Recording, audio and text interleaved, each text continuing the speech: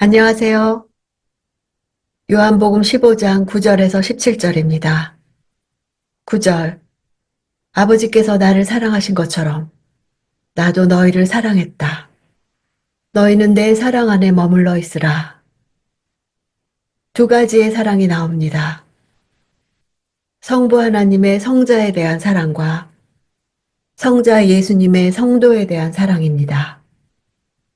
아버지의 아들에 대한 사랑은 아들의 성도에 대한 사랑의 모델이 됩니다.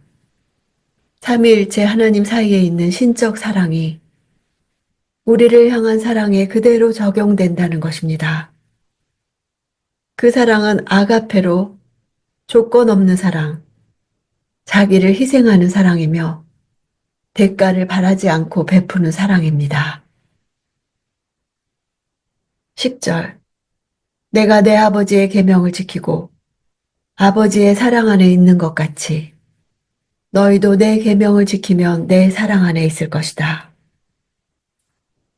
이제 예수께서 성부 하나님의 계명을 지킴으로써 아버지의 사랑 안에 거하는 것을 모델로 내세워 우리도 예수님의 계명을 지킴으로써 예수의 사랑 안에 거하라 하십니다.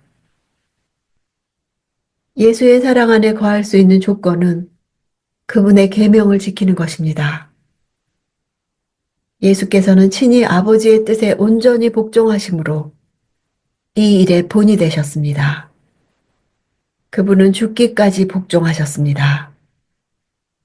예수의 사랑 안에 거하기를 원하는 이들이 그분의 계명에 대해 취해야 할 태도입니다. 11절. 내가 이것들을 너희에게 말한 것은 내 기쁨이 너희 안에 있어 너희 기쁨이 충만하게 하려는 것이다. 그리스도와 연합한 자들의 삶 가운데 두드러진 특징 중에 하나가 기쁨이 충만하다는 것입니다. 바울은 옥중에서도 기뻐하라고 했고 주 안에서 항상 기뻐하도록 권했습니다. 기쁨은 성령이 충만한 사람의 삶 속에 나타나는 열매들 중에 하나입니다. 12절. 내 계명은 이것이다. 내가 너희를 사랑한 것과 같이 너희도 서로 사랑하라. 이제 성도 상호 간의 관계에 대해 교훈하십니다. 십자가 고난을 하루 앞두고 사랑하는 제자들에게 사랑의 권고를 주신 이유는 예수 공동체가 바로 사랑 공동체가 되어야 함을 말해주는 것입니다. 서로 사랑하는 것이 곧 예수의 계명을 지키는 것입니다. 13장에서 이미 가르친 새 계명인 사랑의 계명을 계속 듣고 지킴으로써 우리는 그리스도 안에 거하게 되고 연합 상태를 유지합니다. 그러면 많은 열매를 맺게 됩니다. 교회는 사랑으로 본질을 나타내는 것입니다. 교회가 사랑의 열매를 풍성히 맺는다면 그리스도의 제자로 증명됩니다. 13절. 사람이 자기 친구를 위해 목숨을 내놓는 것보다 더 큰 사랑은 없다. 친구란 단어는 필로스의 소유격입니다. 그분이 말씀하시는 친구란 사랑으로 맺어진 관계임을 보여줍니다. 이 사랑 가운데서도 최고의 사랑은 바로 자기의 목숨까지 내놓는 것입니다. 사람의 목숨은 천하를 주고도 바꿀 수 없는 소중한 것이나 그럼에도 불구하고 자기의 목숨을 친구를 위하여 내어준다면 이는 최고의 사랑인 것입니다. 예수님은 자신의 사랑이 최고의 사랑임을 말씀하시는 것입니다. 동시에 앞으로 제자들도 이런 사랑을 실천하라는 말씀입니다. 예수님이 자신의 목숨까지 내놓을 정도로 사랑하는 자들은 죄인인 우리들입니다. 15절. 나는 이제부터 너희를 종이라고 부르지 않겠다. 종은 주인의 일을 알지 못하지만 나는 너희에게 내 아버지께 들은 것을 모두 알려주었으니 친구라고 부르는 것이다.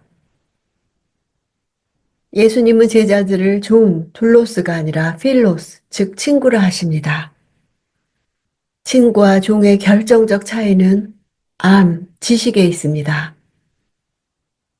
아버지께 들은 것을 공유하시는 것입니다. 아브라함도 하나님의 친구로 불렸습니다.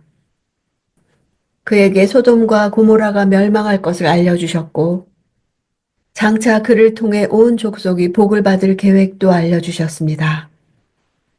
모세도 친구로 불러주셨습니다.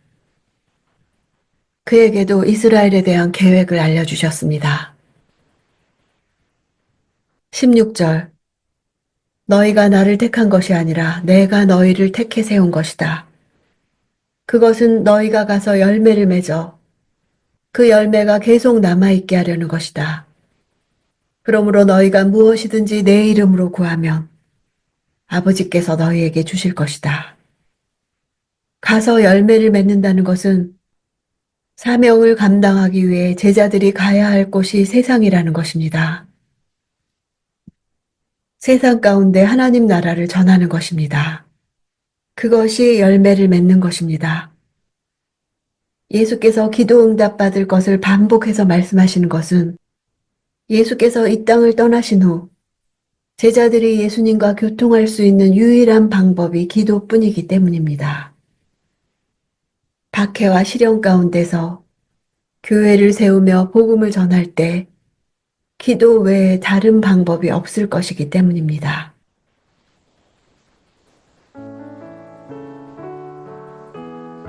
동서양을 막론하고 예로부터 왕이 살고 있는 성이나 궁에는 항상 특별한 깃발이 꽂혀 있었는데 이 깃발은 왕이 그 안에 있다는 표시였습니다. 그리스도인이 항상 기뻐하는 것 또한 그 심령 안에 하나님께서 계신다는 것을 나타내는 깃발과 같습니다. 기쁨이란 왕이 거주하는 마음의 성벽에 휘날리는 깃발이란 말이 있습니다. 기쁨의 반대는 두려움입니다. 그리스도인들이 좌절하거나 원망하며 감사치 못하고 기쁨을 잃어버린다면 그것은 결국 하나님이 함께 하심을 믿지 못한다는 표시를 할 수 있습니다. 예수님이 오늘도 말씀을 들려주시는 이유는 예수님의 기쁨이 내 안에 있어 나의 기쁨이 충만하기를 원하셔서입니다.